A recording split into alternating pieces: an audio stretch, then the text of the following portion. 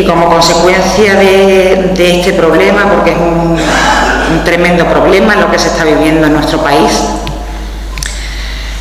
una de las visualizaciones mayores, que esperemos que sea así, va a ser la del próximo 7 de noviembre, que va a ser la primera manifestación de lucha contra la violencia de género en Madrid, el 7 de noviembre.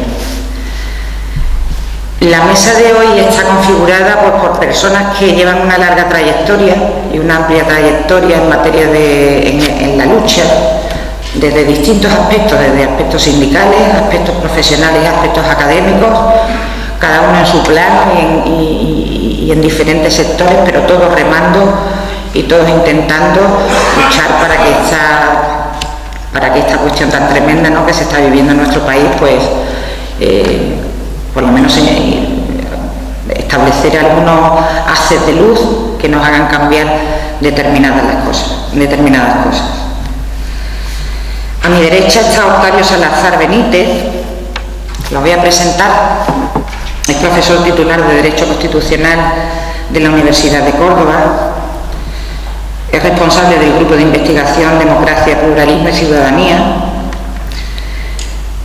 Sus líneas de investigación han sido siempre en igualdad de género, diversidad cultural y religiosa, participación, gobierno local y nuevas masculinidades. Ha sido premio de investigación de la Cátedra Leonor de Guzmán de Estudios sobre las Mujeres de la UCO en 2001 y premio de investigación de la Cátedra Córdoba Ciudad Intercultural por un trabajo sobre la igualdad de género como límite de la diversidad cultural en el año 2012. Es autor de las siguientes monografías: Las cuotas electorales femeninas, una exigencia del principio de igualdad sustancial; Las horas, el tiempo de las mujeres; Cartografías de la igualdad; Masculinidades y ciudadanía, los hombres también tenemos género; La igualdad en rodaje, masculinidad de género y cine. Miembro de la Comisión de Igualdad de la Universidad de Córdoba, miembro de la Comisión Redactora del Plan de Igualdad UCO, redactor del Protocolo contra el Acto Sexual de la Universidad de Córdoba, miembro de la Red Feminista de Derecho Constitucional y de la Red de Hombres por la Igualdad, y colaborador de Canal Sur, Diario Córdoba, Blog Mujeres del País y de Huffington Post. A su derecha está Lola Rodríguez. Bienvenida también, Lola. Es la secretaria general de Comisiones de Cádiz, de Comisiones Obreras de Cádiz. Ha sido la primera mujer en dirigir una unión provincial de este sindicato en toda Andalucía. Vinculada a comisiones desde hace 20 años, fue responsable de organización primero en Jerez y después en la Unión Provincial de Cádiz, antes de asumir la Secretaría General en 2012. Una secretaría que le lleva a representar al sindicato en órganos de la importancia del Consejo para el Desarrollo Económico y Social de la provincia de Cádiz, el Consejo de Administración de la Autoridad Portuaria de la Bahía de Cádiz o el Consejo Social de la Universidad de Cádiz, entre otros. Es diplomada en Relaciones Laborales y aunque nació en la localidad de Don Benito, que está en Badajoz, pero reside ya desde hace años en Jerez. También desde hace años desarrolla a través de sus responsabilidades en el sindicato su compromiso con el movimiento feminista, que se articula a través de las Secretarías de la Mujer y de las políticas de igualdad laboral y transversales que impregnan la filosofía de Comisiones Obreras. A mi izquierda, Blanca Calderón Naval. De Blanca no traigo nada escrito porque la conozco desde hace muchísimo tiempo. Es amiga y compañera. Es licenciada en Derecho por la Universidad Complutense de Madrid. Ha sido máster en Identidad, Género y Ciudadanía o en Género, Identidad y Ciudadanía por la Universidad de Cádiz. Fue premio matrícula de honor cum laude en su trabajo acerca del elemento subjetivo de la violencia de género, en su trabajo final de máster. Ha desarrollado también una labor importantísima durante 15 años como asesora del Centro Asesor de la Mujer, asesora jurídica del Centro Asesor de la Mujer, y ha sido también por la Universidad a Distancia, o es también por la Universidad a Distancia, por la UNED, mediadora familiar o máster en mediación familiar. En la actualidad ahora mismo está como jurista dentro de lo que es una secretaría técnica del Ayuntamiento de Jerez, pero contar con ella también era importante para nosotros porque, aparte de esa visión más sindical, de esa visión de Octavio más academicista, pues también contar con una visión del día a día, ¿no?, de los problemas que las mujeres se encuentran, de las mujeres víctimas de violencia de género que se encuentran en su día a día a través de esas peticiones de ayuda en las asesorías de distintas índoles, en las provinciales, en las locales, y de los tipos de ayuda que se le pueden prestar. Si te parece, Blanca, la mesa cada ponente va a tener un cuartito de hora, 20 minutos, para que sea algo fluido y que, como estamos entre amigos y entre amigas, después tener tiempo para manifestar pues todas aquellas cuestiones de las que tenemos dudas, cuestiones que nos preocupan en este tema, cuestiones que no terminamos de entender, y así que se haga un poquito más fluido. ¿Si te parece, Blanca? Lo tengo que encender, ¿no? Sí. Bueno, pues buenas tardes. Ante todo, agradecer a Izquierda Abierta la invitación a que participe en esta mesa.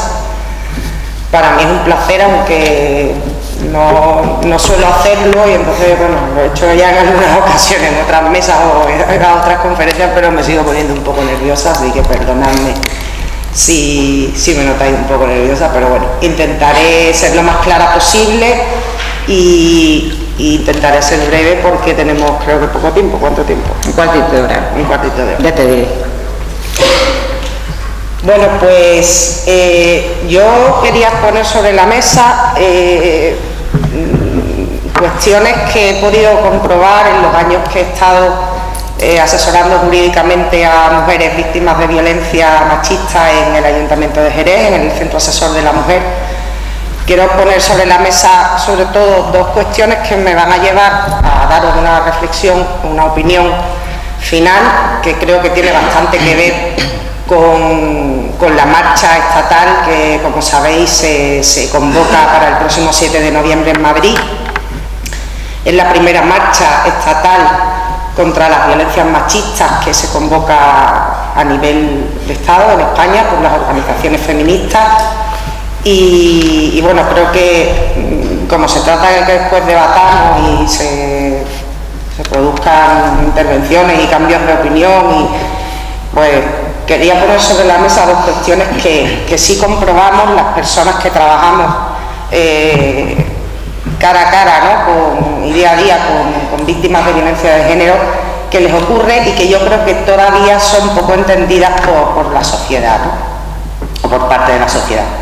Una de ellas es la negativa o resistencia que muchísimas mujeres víctimas de violencia de género siguen teniendo ante el tema de interponer una denuncia e iniciar un procedimiento penal. Voy a ser rapidita y no me voy a extender mucho en las razones que vemos o que ellas mismas nos dan o que nosotros percibimos que pueden tener, ¿no?, por lo que nos explican.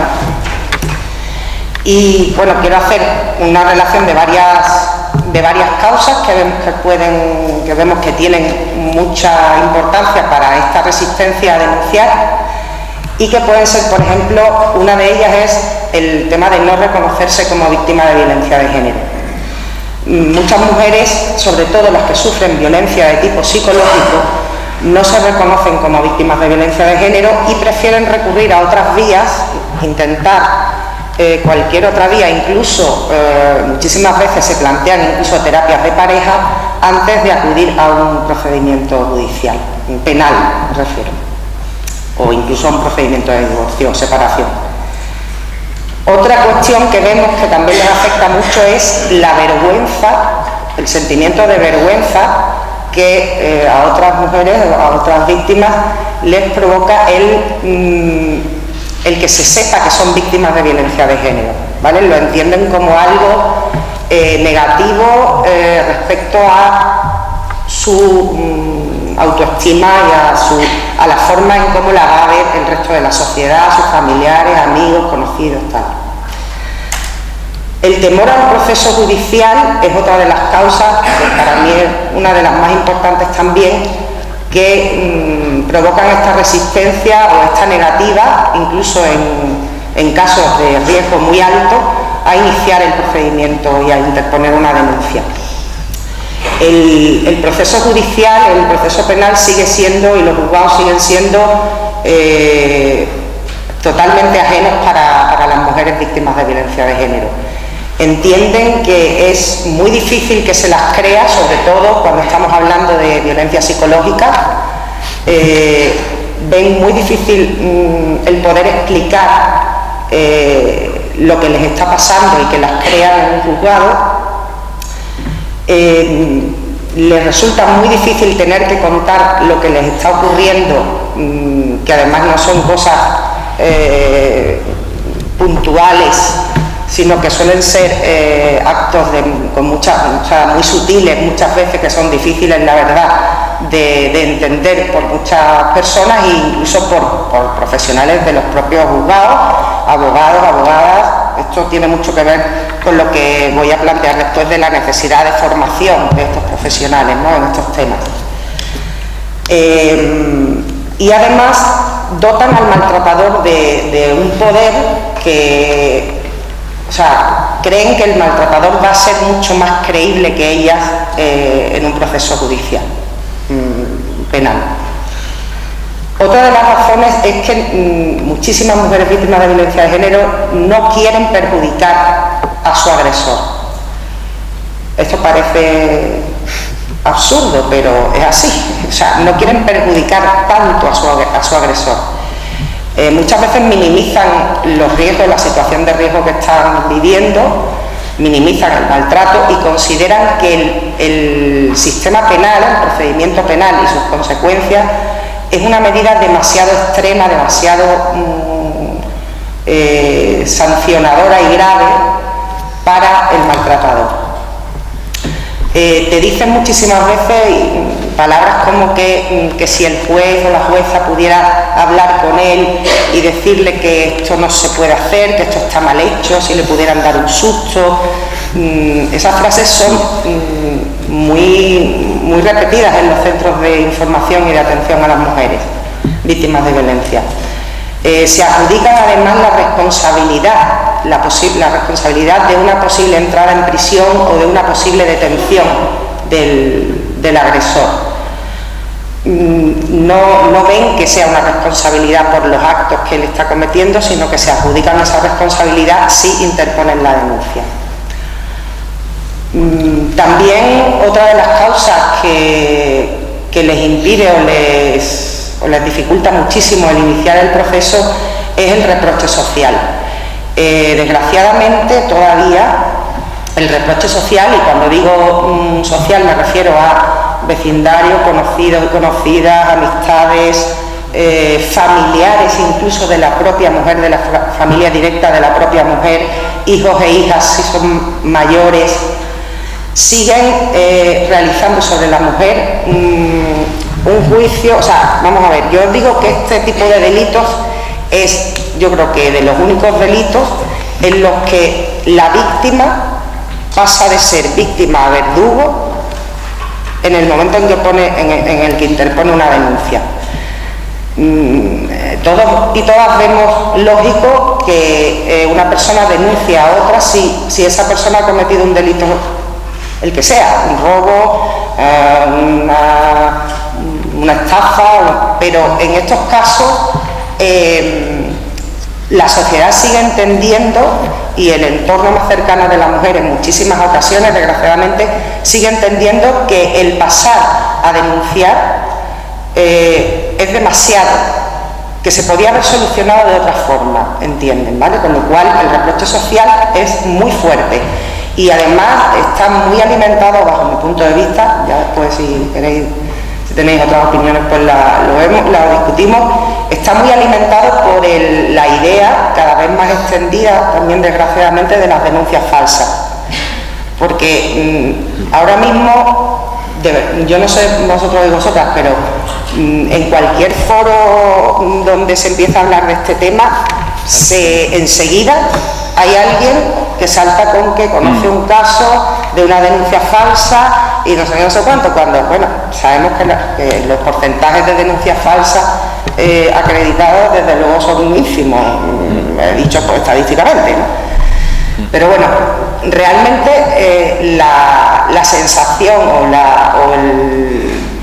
el comentario y la creencia a nivel social creo que sigue siendo muy fuerte en este tema de que la mayoría de las mujeres que denuncian a sus parejas o exparejas es por un tema de denuncia falsa, por un reproche, venganza, para conseguir algo más en el tema de la custodia de los hijos o del divorcio, separación, tal.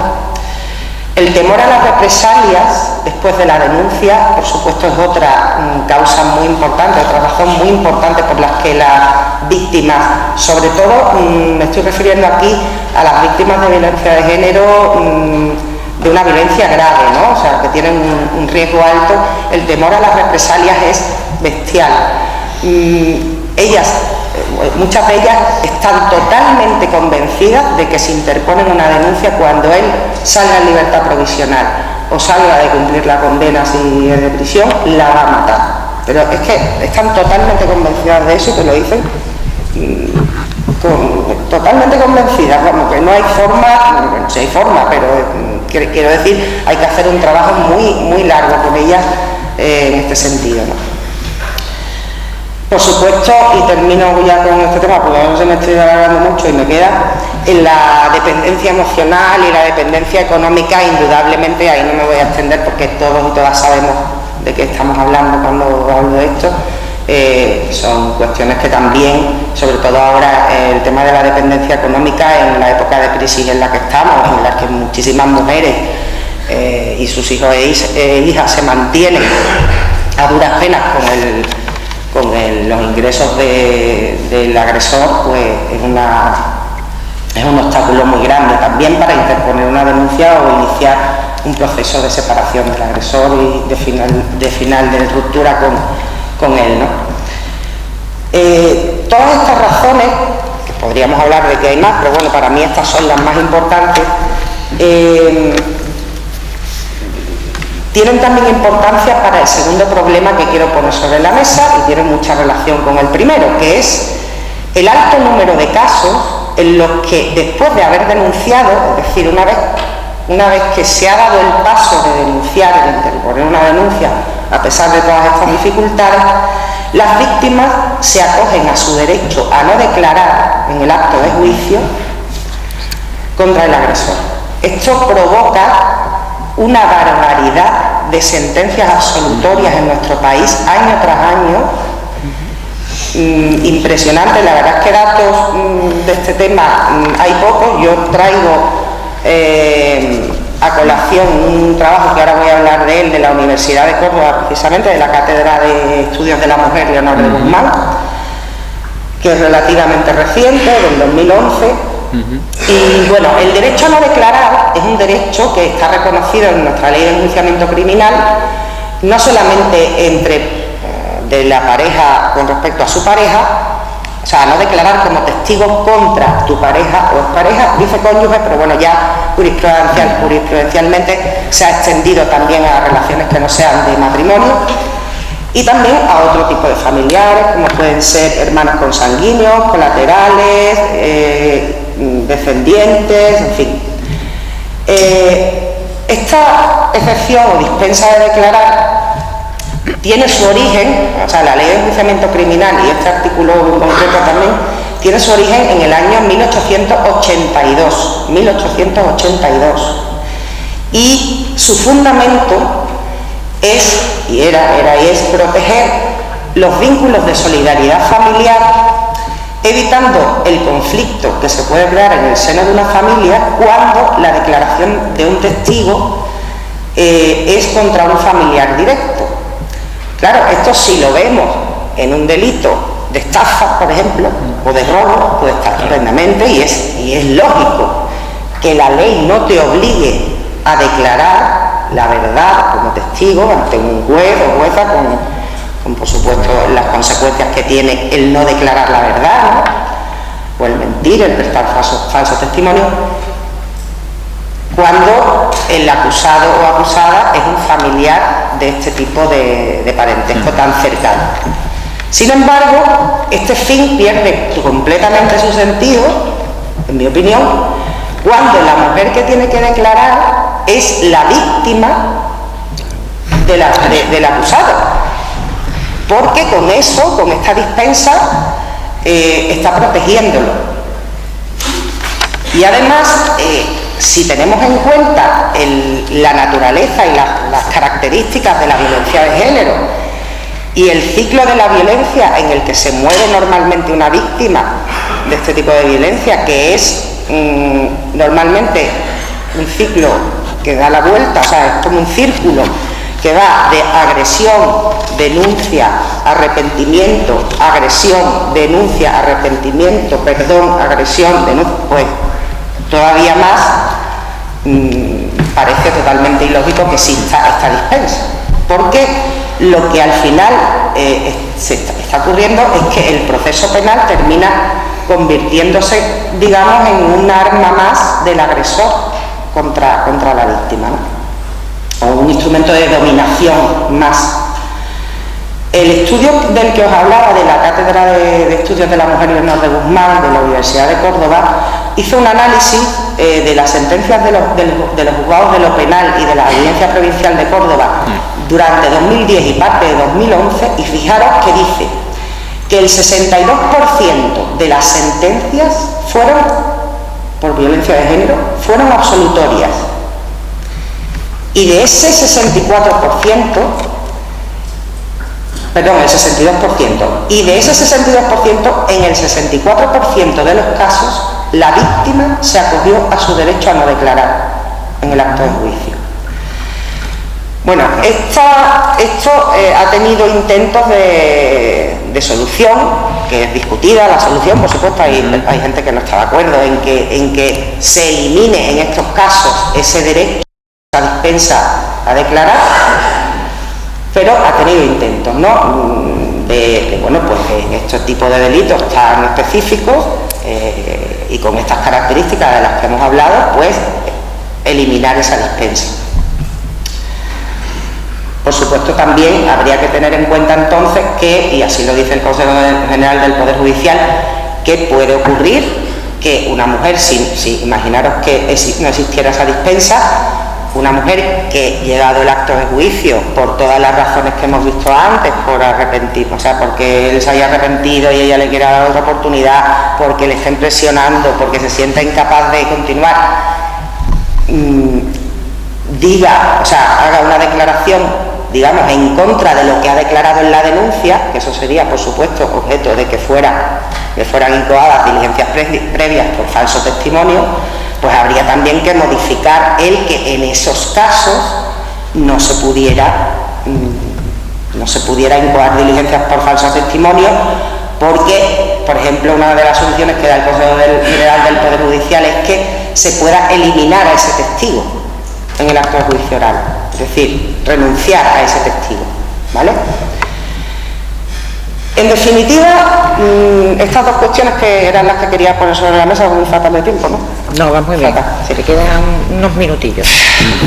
Bueno, pues lo que quiero poner sobre la mesa ya como reflexión final es que es indispensable, o sea, los profesionales y las profesionales que atendemos a mujeres víctimas de violencia de género, entendemos que es totalmente indispensable que se den los recursos adecuados y que se los dote bien para que las mujeres víctimas de violencia sean informadas y atendidas psicológicamente antes de interponer una denuncia o de tomar la decisión que sea.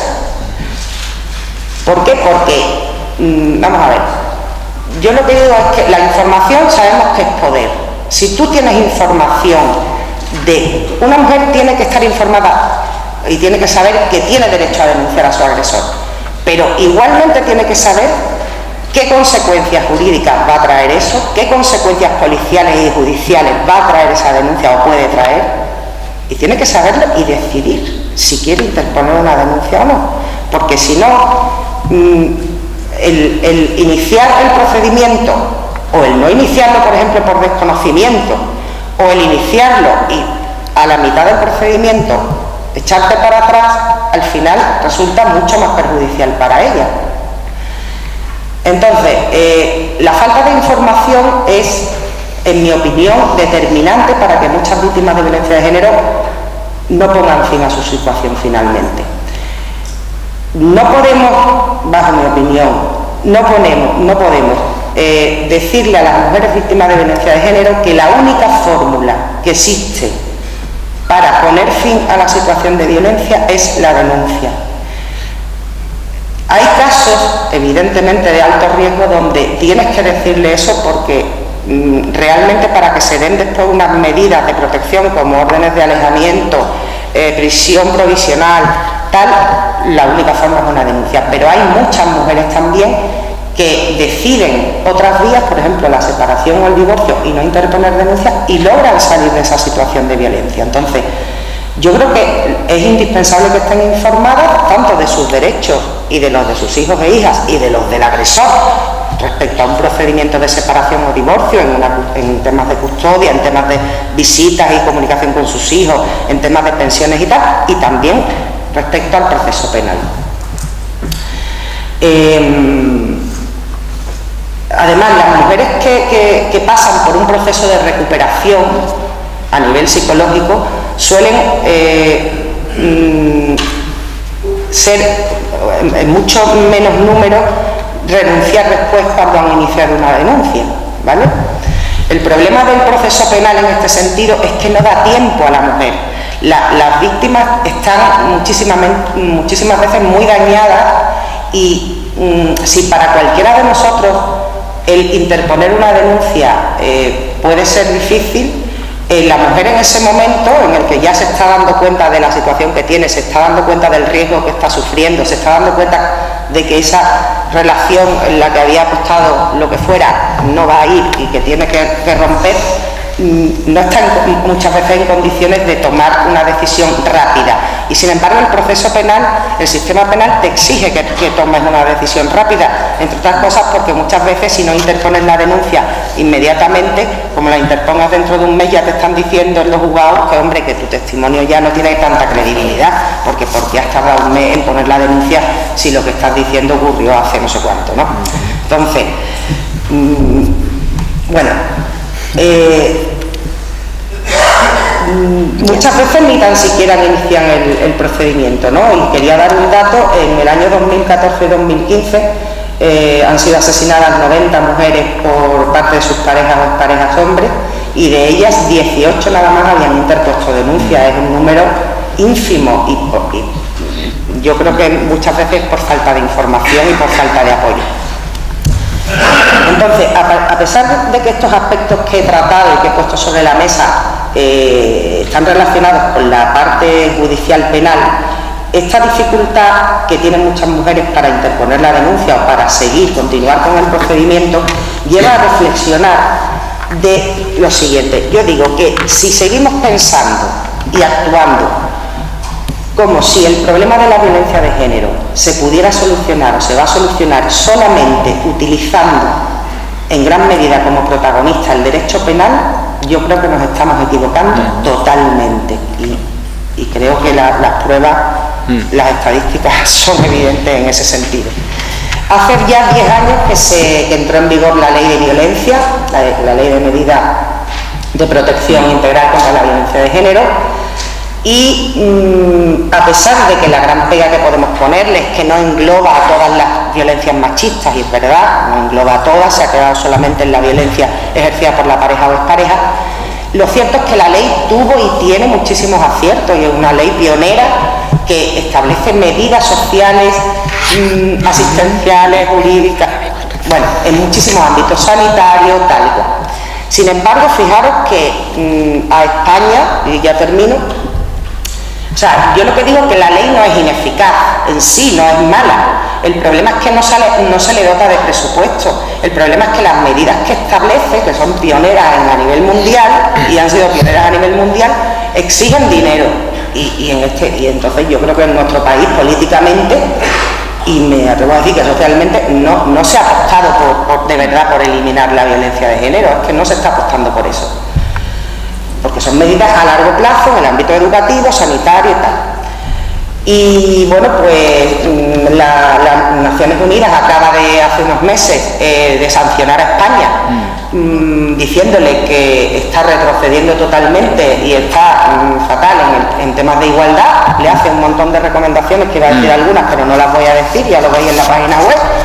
Y bueno, pero muchas de esas medidas no tienen que ver con aspectos penales, jurídico-penales, sino para nada. O sea, no les dice que sancione más gravemente, o que ponga más policía, o que ponga... Que no digo que no se tenga que hacer también, pero que desde luego eso no va a acabar con la violencia de género por sí. Yo entiendo que el derecho penal está bien como respuesta punitiva, como lo que es una respuesta punitiva del Estado ante un hecho penalmente sancionable y establecido. Pero desde luego, para cambiar mentalidades veo que no sirve en absoluto. Y ya está. Muchas gracias.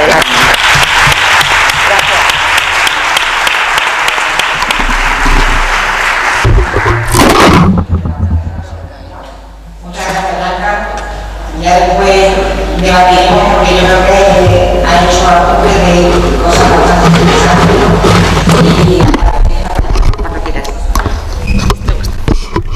Da igual, con el que te sientas más cómodo. No sé, quizás te... Ahí está. Sí. Bueno, buenas tardes a todos y a todos. Dar en primer lugar las gracias a las organizadoras y organizadores de este acto. Para mí es un auténtico placer volver a Jerez, a Cádiz, que para mí es un sitio, como ya antes comentaba con los compañeros, muy especial.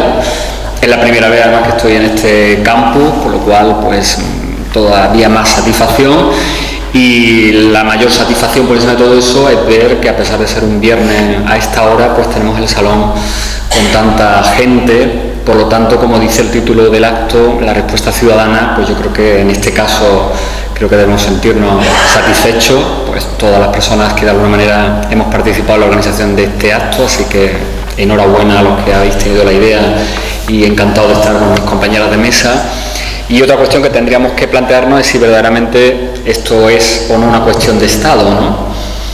Hasta qué punto, ¿no?, la violencia contra las mujeres, o las violencias en plural contra las mujeres, es hoy por hoy una cuestión de Estado o no lo es, ¿no? Hoy mismo ha habido esta mañana otro asesinato y desde la misma responsabilidad de los medios de comunicación pues habría que planteárselo, ¿no? A mí me ha costado incluso trabajo a través de las páginas web de algunos medios encontrar la noticia, porque evidentemente no estaba ni la primera, ni la segunda, ni la tercera, estaba ya como al final ya de la página. Y por supuesto en muchos medios seguían hablando de que la mujer había muerto, no que la habían matado, no que la habían asesinado, sino que se había muerto como quien se muere de un infarto, ¿no? Entonces, desde esos mismos parámetros que se siguen utilizando los medios de comunicación, deberíamos plantearnos de alguna manera lo que Blanca, y además me encanta que haya terminado así, porque sin haberlo hablado previamente, mi punto de partida conecta con lo que Blanca concluía antes, ¿no? Hasta qué punto esa confianza en la ley penal, ¿no?, en los aspectos punitivos del derecho, pues es una confianza que permanentemente nos lleva a la frustración, ¿no? Llevamos ya más de 10 años de vigencia de la ley del 2004, una ley que, con todos sus defectos, coincido con Blanca, una ley era y sigue siendo una ley absolutamente necesaria, ha sido y sigue siendo eficaz en muchos casos, pero evidentemente tiene aspectos muy mejorables. Pero yo lo que me plantearía, y lo que voy a tratar de responder en el tiempo que tengo, es, bueno, pues dónde están, podríamos decir, las causas estructurales que siguen provocando, pues eso, esas violencias contra las mujeres, ¿no? Y esos mecanismos de control social que los hombres seguimos teniendo sobre las mujeres en las sociedades contemporáneas, porque creo que si debemos solucionar o queremos solucionar un problema tan terrible como este, pues habría que plantearse dónde están las raíces de ese problema, ¿no? Más allá de las respuestas penales, jurídicas, sociales o políticas que podamos darle, ¿no? Creo que la clave está ahí. Voy a tratar de ir explicándolo, dando una serie de argumentos lo más esquemáticos y rápidos posible.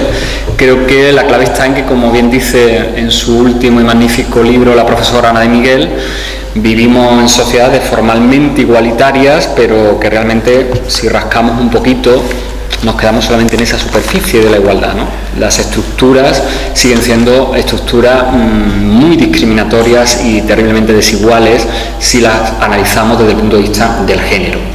Una situación que además en estos últimos tiempos se ha agravado, yo diría que por dos factores principalmente. Por un lado, todas las consecuencias que está teniendo la crisis económica, la crisis financiera, las políticas de austeridad, pues están provocando un retroceso en lo que tiene que ver con las políticas de igualdad, en el modelo del Estado social, y en la práctica están generando eso que desde el derecho hace ya tiempo que los expertos, los que nos dedicamos a estos temas, calificamos como discriminación indirecta.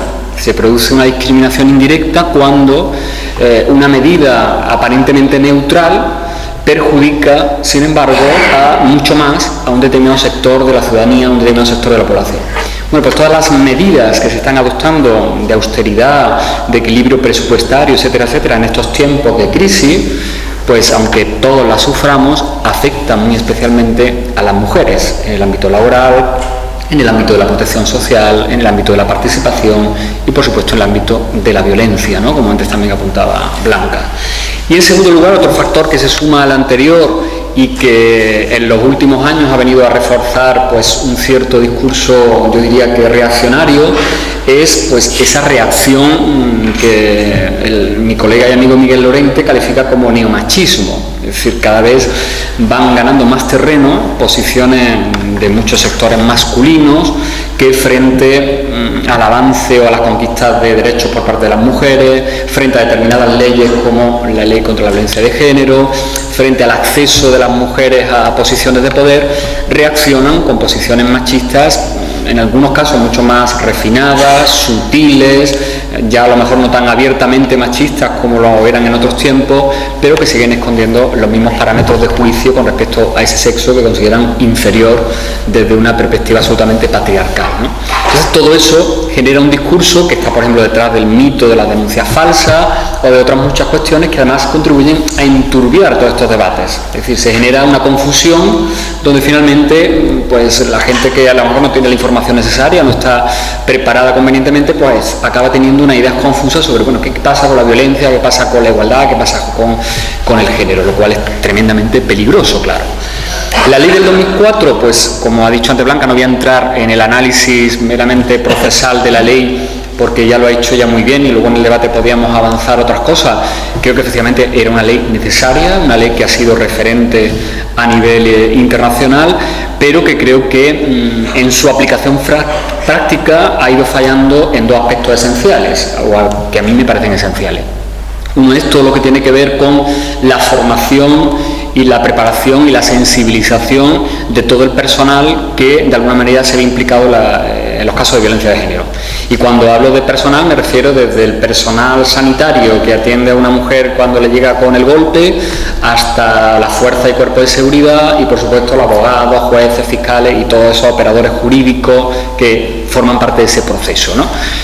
Para conseguir eso hacen falta, pues, sobre todo recursos, ¿no? Recursos, presupuestos, recursos materiales, recursos personales y formación que tiene que darse pues, desde las mismas facultades donde se forma a las futuras abogadas, a los futuros jueces, a los futuros fiscales y donde hoy por hoy sigue siendo prácticamente anecdótico la presencia de los estudios que tienen que ver con el género, con la igualdad o con la violencia de género. Aquí tenéis una asignatura optativa, en mi facultad de Derecho no hay ni una asignatura optativa de momento, ¿no?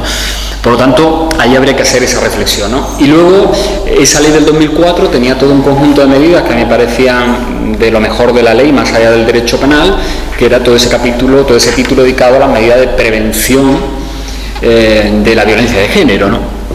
Todas unas medidas que tienen que ver con el aspecto educativo, socializador. Bueno, pues creo que ahí pues también no lo hemos hecho todo bien, ¿eh? Se han hecho cosas, pero creo que nos hemos equivocado en muchas cosas, especialmente en el terreno educativo, en el terreno de la formación y en el terreno de la socialización. Porque en definitiva esas medidas iban dirigidas, sumadas a las que por ejemplo preveía posteriormente la Ley de Igualdad del 2007, que podemos decir que es la prima hermana de la Ley Orgánica del 2004, o las que por ejemplo han ido desarrollando las comunidades autónomas, ¿no? Con diferentes matices, ¿no? Que también han ido aprobando instrumentos a favor de la igualdad de género y contra la violencia de género. Bueno, pues en todas esas leyes encontramos un montón de medidas que van dirigidas a transformar unas estructuras políticas, económicas, sociales, culturales, que son las propias de eso que en términos muy rápidos y muy concretos, y yo creo que muy precisos, es lo que conocemos como el patriarcado. Unas estructuras que son las que continúan generando violencias contra las mujeres, violencias no solamente de las que aquí o la ley denomina expresamente como violencia de género, sino también violencias que tienen que ver con la economía, violencia económica, violencias en el ámbito laboral, violencias sexuales y violencias simbólicas, ¿no? Seguimos habitando un mundo donde la imagen que se nos transmite de las mujeres sigue siendo una imagen mayoritariamente con una marcada violencia simbólica hacia ella y hacia lo que lo femenino representa, ¿no? Por lo tanto, sigue existiendo en nuestras sociedades una violencia estructural contra las mujeres, que luego podemos ir individualizando en los distintos tipos de violencias, ¿no? Hemos logrado modificar esas estructuras que vienen de siglos atrás.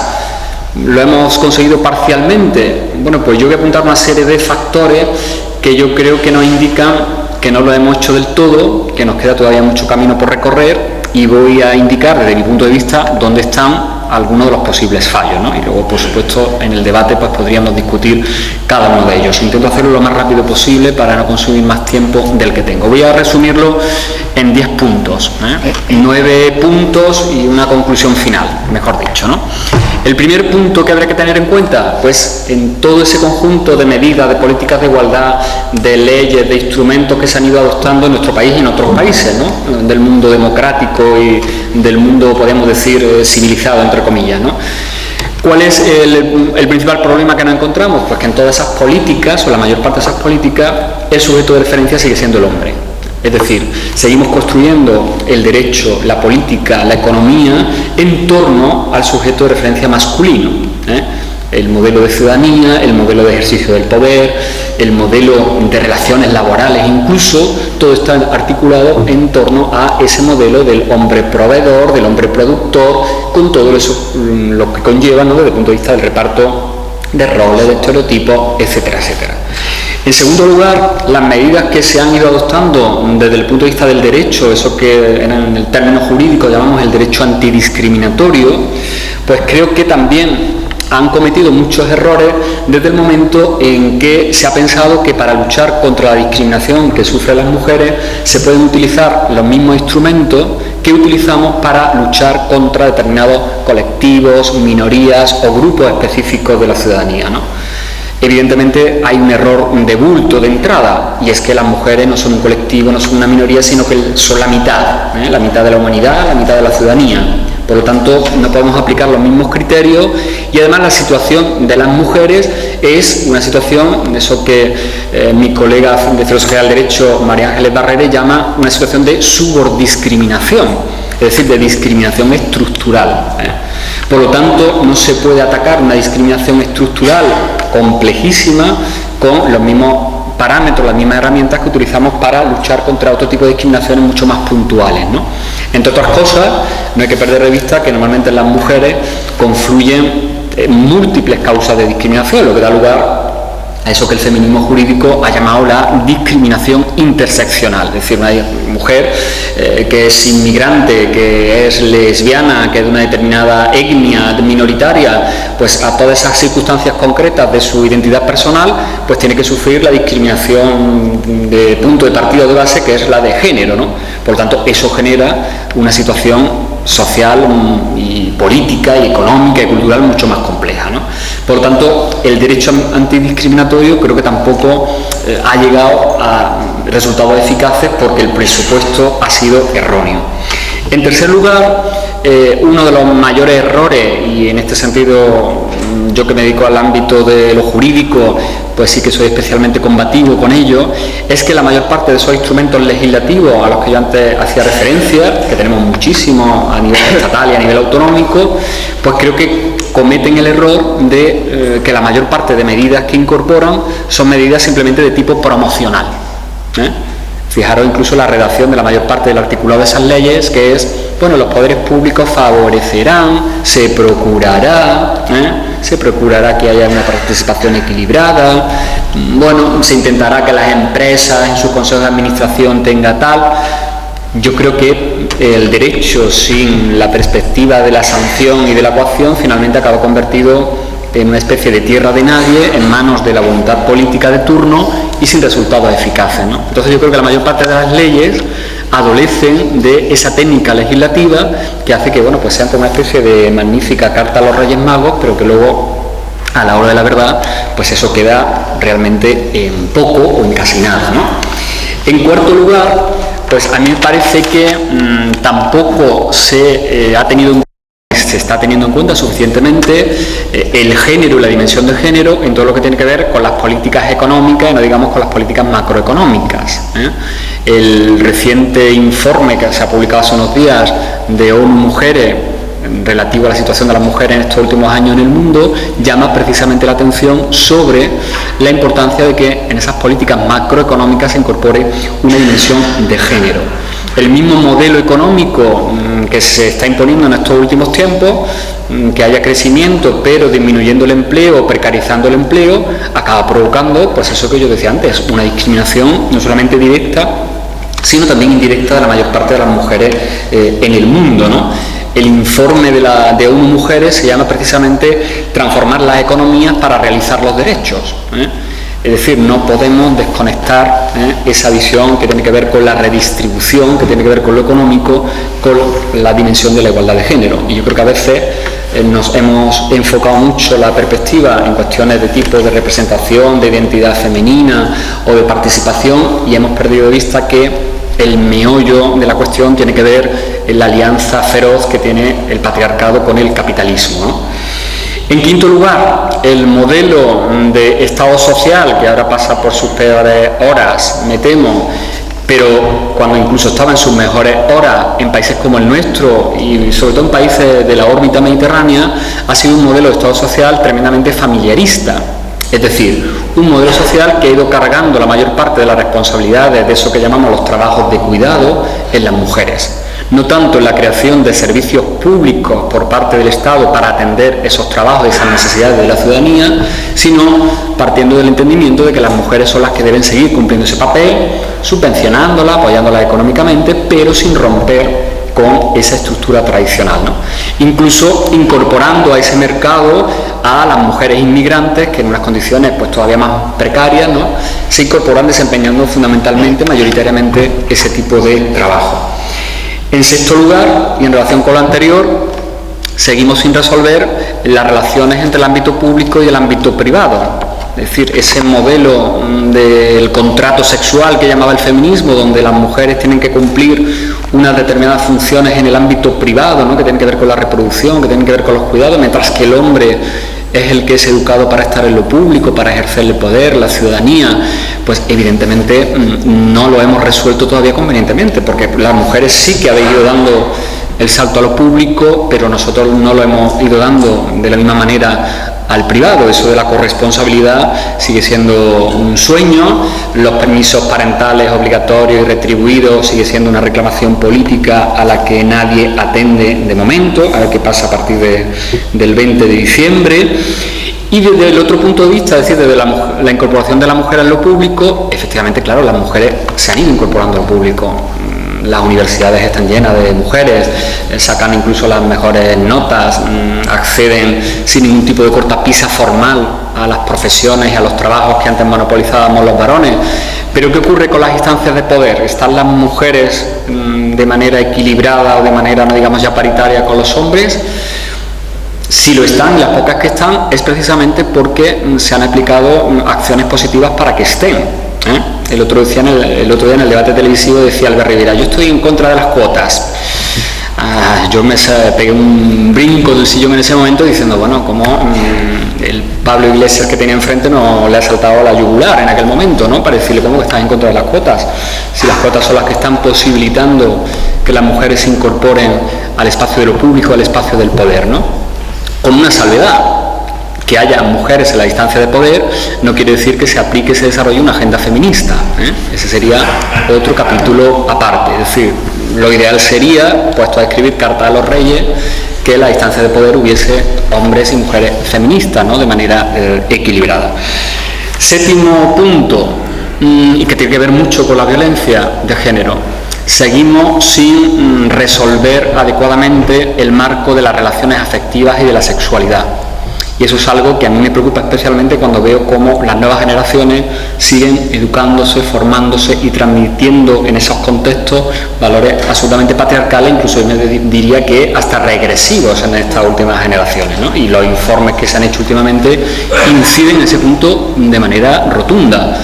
Ahí está pues todo eso que se ha llamado los mitos del amor romántico, que siguen marcando las relaciones y que siguen estando presentes en la música, las novelitas, en las películas que más le gustan a nuestros hijos y a nuestras hijas. Y luego hay dos ámbitos que a mí me parecen terribles como maleducadores de la sexualidad, que son por un lado la pornografía, que se está convirtiendo a través de Internet en el ámbito más común de malformación de los jóvenes en materia de relaciones sexuales, fundamentalmente con ellas. Y luego pues hay otra cuestión que a mí me parece terrible, que es pues como todo ese discurso benévolo que en los últimos tiempos cada vez se extiende más en torno a la prostitución, ¿no? Identificar la prostitución como la prestación de servicios sexuales, cuando me parece que es el ejemplo más rotundo, ¿no?, de explotación de los cuerpos de ellas para satisfacción de las necesidades sexuales de ellos, ¿no? Creo que la prostitución es el prototipo, además del tercer negocio que consigue mundialmente mayores beneficios ahora mismo, el mayor ejemplo, ¿no?, de lo que implica la violencia patriarcal contra las mujeres. En octavo lugar, pues como consecuencia de todo lo anterior, el orden cultural y simbólico en el que nos seguimos moviendo, pues tampoco ha conseguido desprenderse de todo ese sistema sexo-género y de esa diferenciación jerárquica entre los hombres y las mujeres. Y ahí está simplemente pues el análisis de la publicidad, de los medios de comunicación, de las televisiones, de los productos culturales y de ocio, y creo que ahí pues también no se ha hecho del todo bien, no se ha hecho todo lo que se puede hacer en el ámbito de la educación. Bueno, entre otras cosas, pues nos han quitado desde educación para la ciudadanía hasta los pequeños resquicios donde en el sistema educativo, por ejemplo, se podían introducir este tipo de cuestiones que a mí me parecen esenciales. En noveno lugar, y sería la última reflexión antes de llegar a la conclusión, ¿qué pasa con nosotros? ¿Qué pasa con los hombres? Porque claro, todos estos discursos que estamos haciendo en torno a la igualdad de género, la violencia, pues siempre los enfocamos desde el punto de vista de que las mujeres son las que están sufriendo todas estas discriminaciones y como consecuencia terrible la violencia. Las mujeres son las que están ahí luchando y llevan siglos luchando por tener una igualdad de derechos con el varón y ser plenamente ciudadanas. Pero claro, ¿qué pasa con nosotros, ¿no? ¿Qué pasa con la mayor parte de hombres silenciosos, cómplices y que ni siquiera se han planteado qué parte de responsabilidad pueden tener en que las cosas sigan siendo como son? Yo creo que ahí está un reto fundamental del feminismo y de las políticas de igualdad en el presente siglo. No solamente que los hombres nos incorporemos a esa lucha por la igualdad, partiendo de que no se trata de una lucha de las mujeres, un problema de las mujeres, sino que es un problema de la democracia y que es un asunto de democracia, por lo tanto debería interesarnos y preocuparnos a todas y a todos. Y luego los hombres tendremos también que revisar ese modelo de masculinidad hegemónica que históricamente y también hoy nos sigue educando para que seamos los titulares del poder, de la autoridad y de la violencia. Por lo tanto, creo que ahí hay un trabajo enorme que hacer desde las políticas de igualdad, desde los sistemas educativos, desde los propios colectivos ciudadanos, y los hombres tendremos que empezar, entre otras cosas, a perder privilegios. Yo sé que esto es muy complicado, porque claro, hemos estado siempre en la parte privilegiada del contrato, ¿no? Esto nos va a exigir que empecemos a compartir espacios de poder, espacios de responsabilidad, y por lo tanto eso evidentemente va a costar, pero creo que esa batalla hay que darla, ¿no? Y termino y concluyo con, bueno, pues frente a todos esos retos y esas, podría decir, fisuras en el sistema y en la lucha por la igualdad que he ido señalando, ¿desde dónde tendríamos que actuar o cuál sería la llave para actuar? Pues yo la llave la tengo, o creo tenerla, medianamente clara, El problema es que creo que no todo el mundo la tiene o me gustaría que la tuviese mucha más gente clara como yo creo tenerla, ¿no? La llave está en el feminismo. La revolución o es feminista o no es revolución. teniendo en cuenta 3 cuestiones clave que hay que tener, además yo creo que clarísimas desde un primer momento, y sobre todo me dirijo a los varones, que afortunadamente hay muchos en esta sala. No entendamos que el feminismo es ni lo opuesto al machismo, ni que es una cuestión de las histéricas estas que están todo el día protestando porque tal. No. El feminismo es algo tan simple y tan complejo al mismo tiempo como reivindicar la igualdad de derechos de hombres y mujeres. Es decir, que nadie, por razón de su sexo, tenga mayores dificultades para acceder al ejercicio de los derechos y al disfrute de los bienes. Por eso es por lo que lleva el feminismo varios siglos luchando.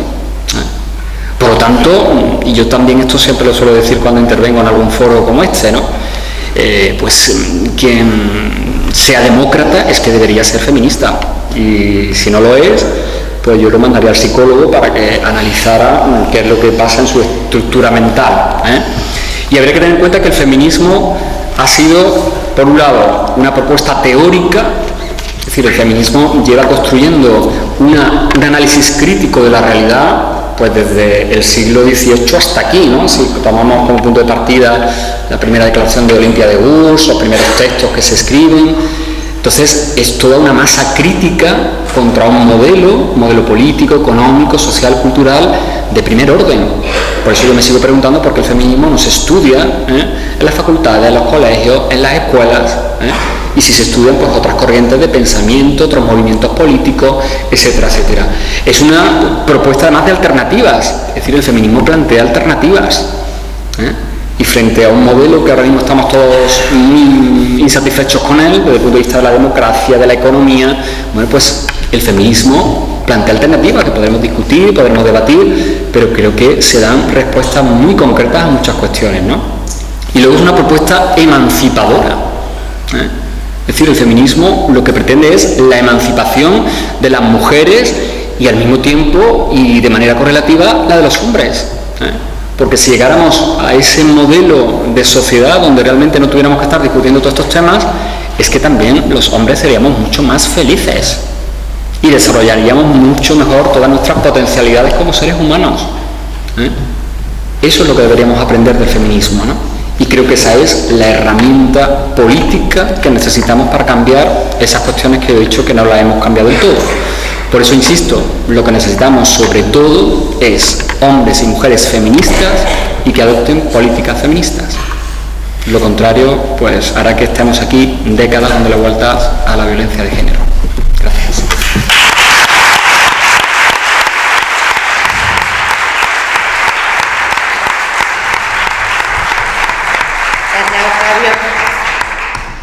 Bueno, la última ponente, Lola Rodríguez, que es secretaria general de Comisiones Obreras de Cádiz. Cuando quieras, Lola. Bien. Buenas tardes a todos y a todas. En primer lugar, daros las gracias por la invitación y sobre todo en un tema que yo creo que es un tema altamente preocupante, sobre todo por cómo se están desenvolviendo en los últimos días, no solamente el número de víctimas por violencia de género, sino cómo vemos y observamos también la pasividad de las instituciones, de las administraciones y de las organizaciones, que parece que es un tema que ya la cotidianidad tiene que convertirlo en natural, ¿no? A la hora de plantearme un poquito de qué íbamos a hablar, indudablemente yo quiero centrarlo en el plano sociolaboral, ver cómo hemos avanzado muchísimo, cómo no hemos mantenido a ras y cómo estamos retrocediendo a paso agigantado, viendo un poco la preparación de la ponencia o de la intervención de hoy.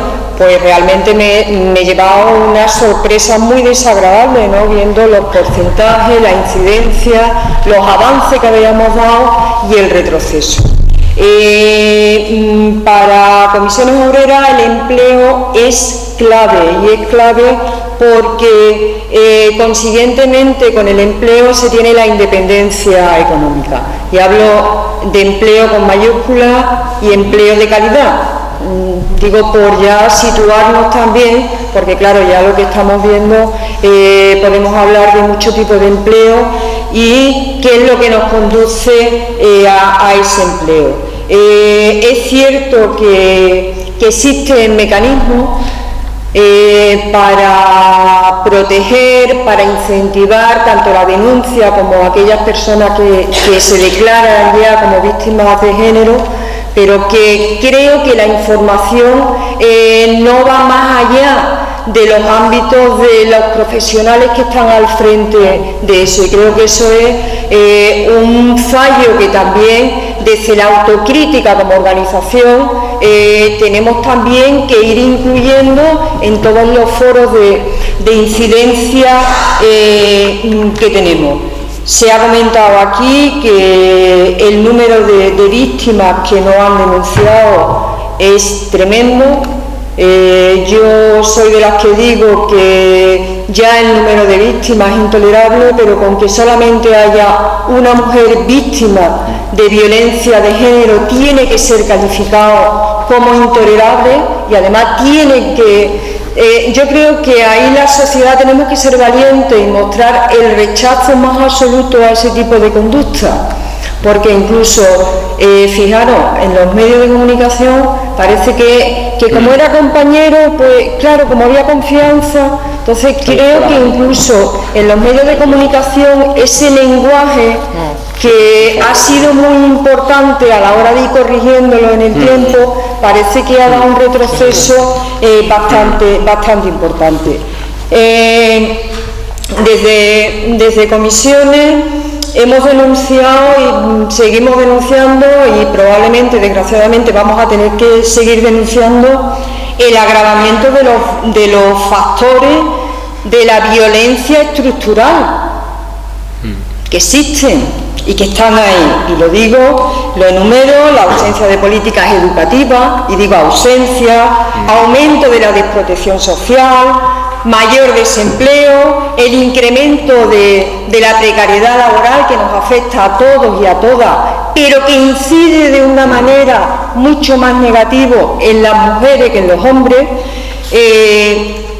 y claro, los efectos negativos que se han ido tomando en esta etapa, porque es verdad que hemos pasado unos años de crisis, que estamos en crisis, entonces hemos tomado medidas. Hemos planteado determinadas reformas porque nos iban a sacar de la crisis, hemos hecho unos recortes estupendos sin analizar cuáles son las prioridades de esos recortes que nos iban a sacar de la crisis. Bueno, pues bien, yo creo que hay reformas que han venido a jugar un papel completamente negativo. Uno de ellos, reforma laboral. Y es verdad que la reforma laboral ha incidido tanto en los hombres como en las mujeres, tanto en los trabajadores como en las trabajadoras, pero con especial virulencia en las mujeres. Comento, el descenso del empleo femenino ha sido mucho mayor que el masculino. El paro femenino ha aumentado muchísimo más que el masculino. Por lo tanto, las trabajadoras seguimos siendo también, hay que decirlo, desgraciadamente, ¿dónde está la ocupación mayor de las mujeres? ¿Dónde trabajamos las mujeres? Para que nos entendamos todo el mundo. Pues está claro que trabajamos en aquellos oficios de segunda clase, en los oficios altamente feminizados, que también tienen su correctivo salarial. Trabajamos también dentro de un marco contractual que también de verdad creo que merece la pena analizarlo. Y una cuestión que yo creo que es fundamental, y es la brecha salarial. Una brecha salarial que en estos momentos se sitúa en un 31,5% por debajo de la de los hombres. Creo que es significativo y creo que es un elemento también a ir corrigiendo. Aparece el contrato a tiempo parcial. Un contrato a tiempo parcial que a las mujeres nos va a salvar la vida, y además así se vende por parte de la señora Bañez, ¿no? Y además, claro, va a ir compatibilizando el trabajo fuera de casa y el trabajo en casa, porque claro, eso de la corresponsabilidad, eso todavía no llegó. O sea, nos suena, yo creo, y permitirme, yo digo entre comillas y con cariño, ¿no? Ya los hombres lo de la corresponsabilidad han aprendido a decirlo, pero claro, algunos tienen que empezar a asumirla.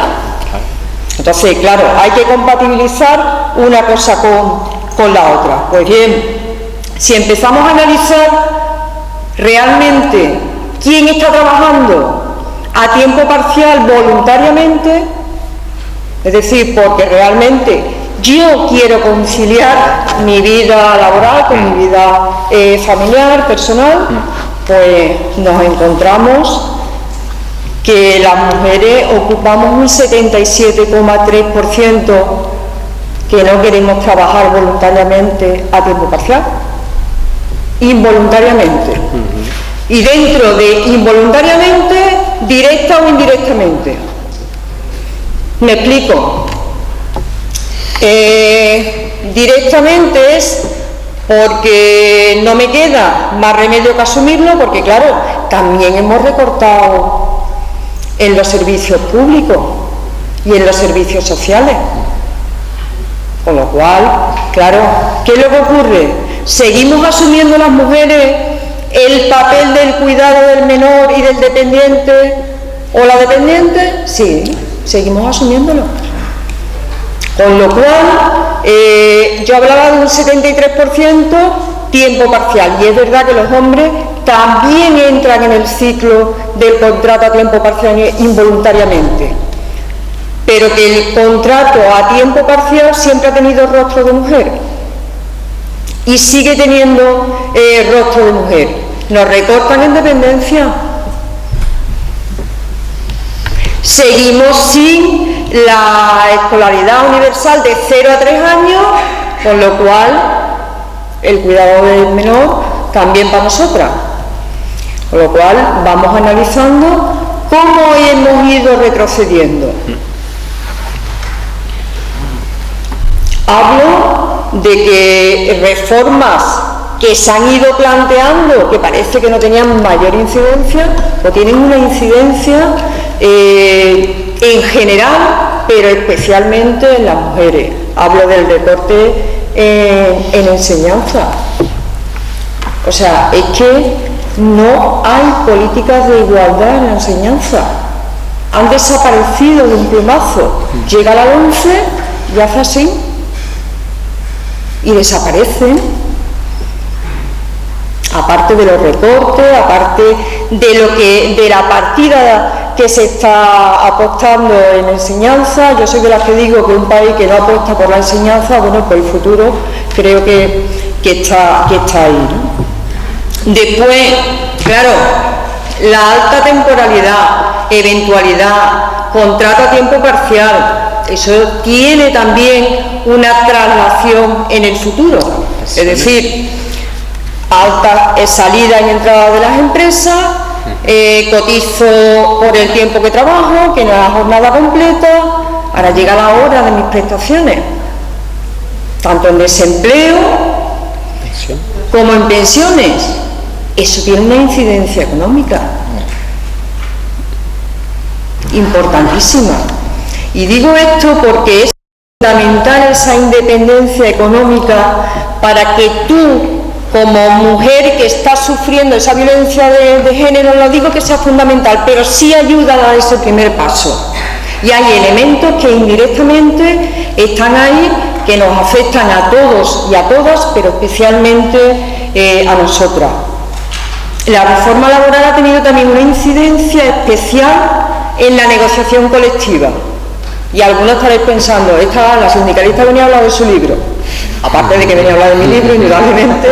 ¿Cómo incide la negociación colectiva? Pues incide. Y incide desde quién negocia los convenios colectivos que salen de las representaciones sindicales. Insistimos mucho desde la organización, o sobre todo desde comisiones obreras, en la necesidad de que las mujeres opten también y se presenten en esos órganos de representación, porque son los que van a formar parte también de las mesas de negociación y van a contribuir en los convenios colectivos. Pues en los convenios colectivos ha costado muchísimo introducir una maternidad, una excedencia, los planes de igualdad, políticas de igualdad y de incentivación. Ha costado muchísimo.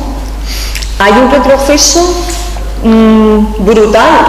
O sea, la reforma laboral ha venido a dar en el núcleo de la negociación colectiva y cuesta la misma vida incidir en esas cuestiones que lo que vienen es realmente a desarrollar esas políticas de igualdad, desde incluso la incentivación de discriminación positiva, incluso a la hora del aumento de las plantillas, que haya un porcentaje de mujeres. Pues esas cuestiones en este tipo, en este transcurso de crisis que pasan desapercibidas, han incidido muchísimo y estamos volviendo a introducir con muchísimo trabajo, porque a pesar de que son cuestiones, y algunos y algunas podréis estar pensando que son cuestiones que están recogidas en la ley, que aunque no vengan en el convenio colectivo, no importa porque nos vamos a la ley, pero claro, es que el convenio colectivo lo lee la gente y eso es información.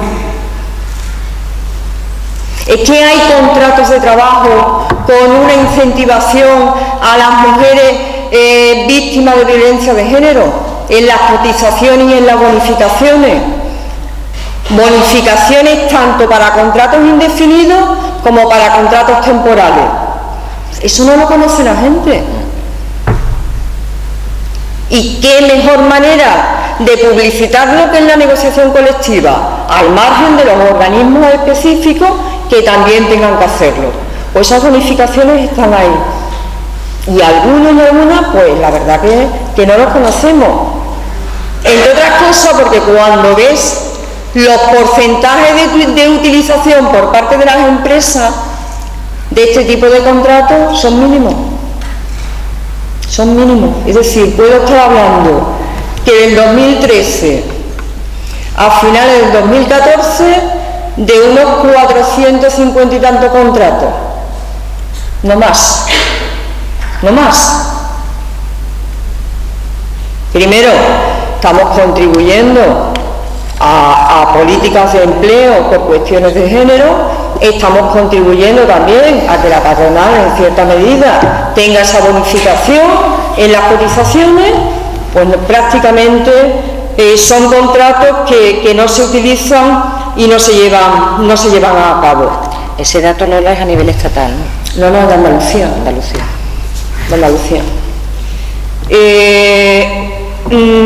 Reforma de la ley de base del régimen local.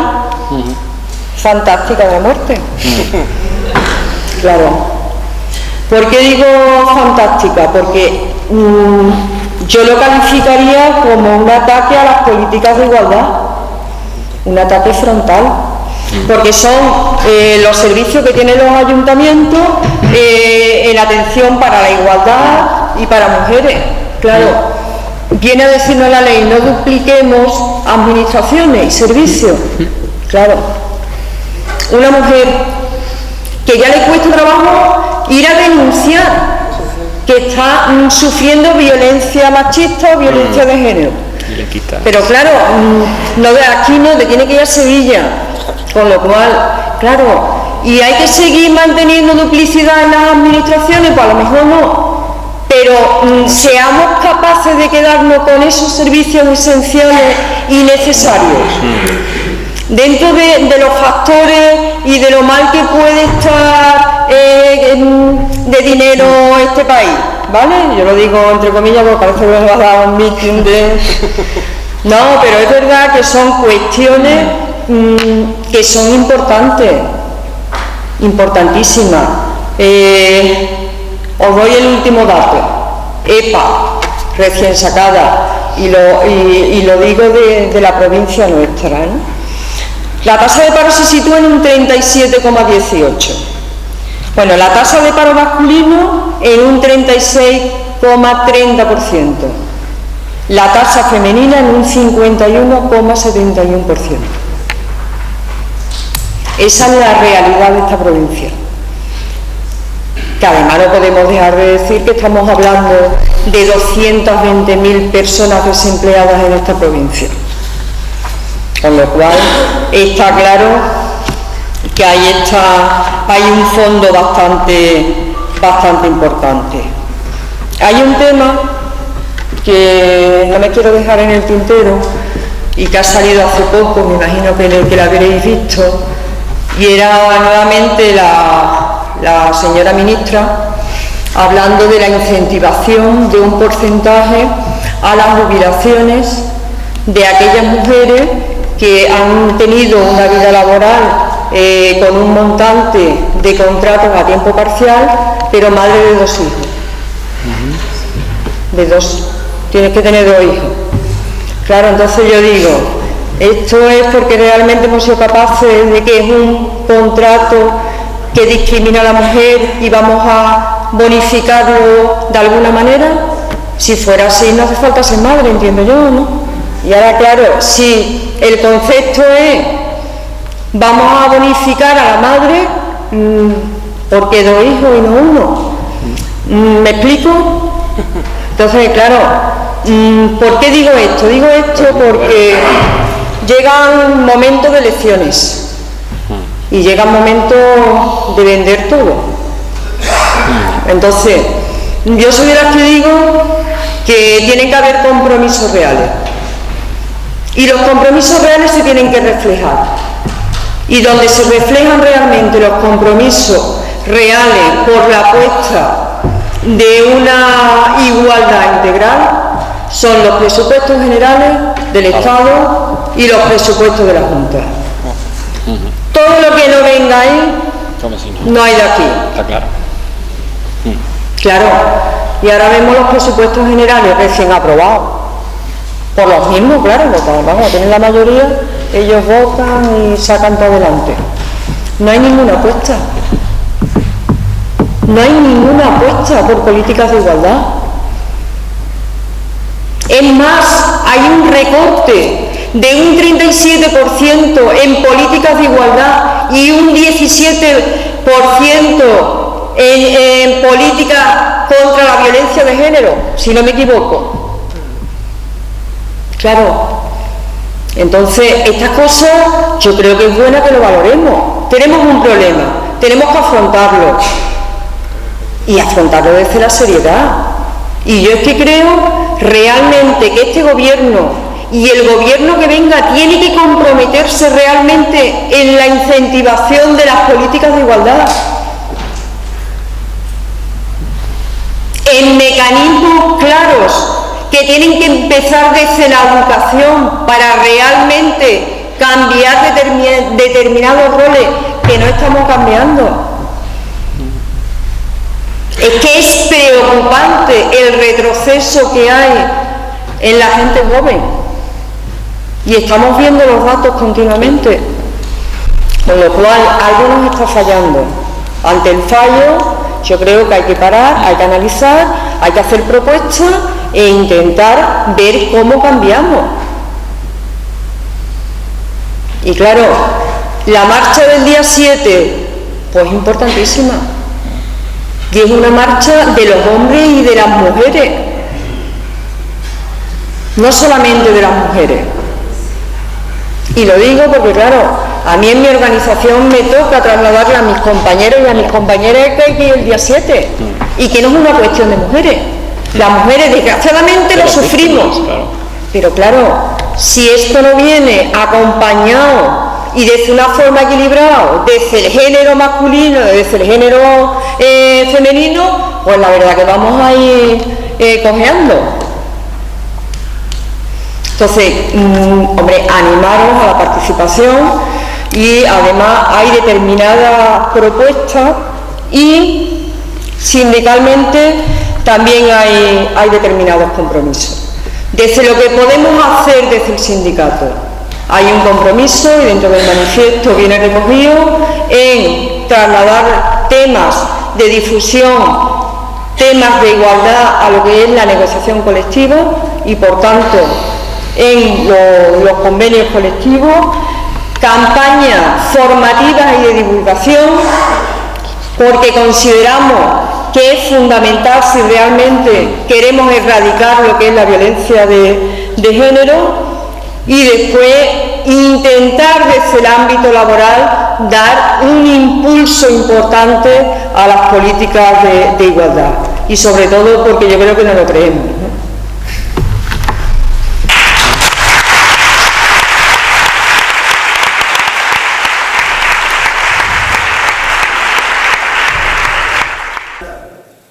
En el salón de actos de los sindicatos vamos a convocar, y en ese momento nos diluimos, solamente vamos a hacer ese acto a todas las organizaciones que quieran y a todas las personas que estén aquí y a las que quieran, para confabularnos en una marea violeta en Jerez, porque pensamos que este es un planteamiento que no es meramente coyuntural.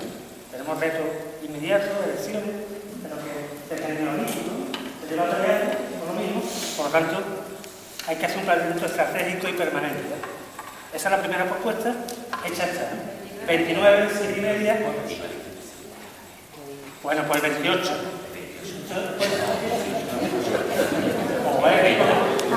No puede ser.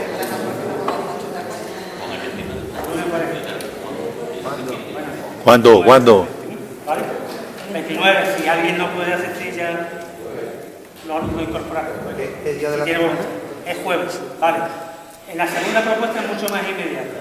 Tenemos una convocatoria en la misma línea de generar conciencia, de generar debate y generar reivindicación para el 7 de noviembre. Queremos que este acto también sirva de promoción, promotor de esto, no solo para los que estemos aquí. Entonces vamos a proponer una cosa sencilla. Se van a repartir unos papeles, un folio, y los que quieran accedemos al estrado, nos ponemos todos juntos para hacer una foto final del acto y que sirva de difusión, propaganda de la convocatoria del 7 de noviembre, que hay que recordar la primera vez que se va a convocar una manifestación específica contra la violencia machista. Pues venga. Y un aplauso.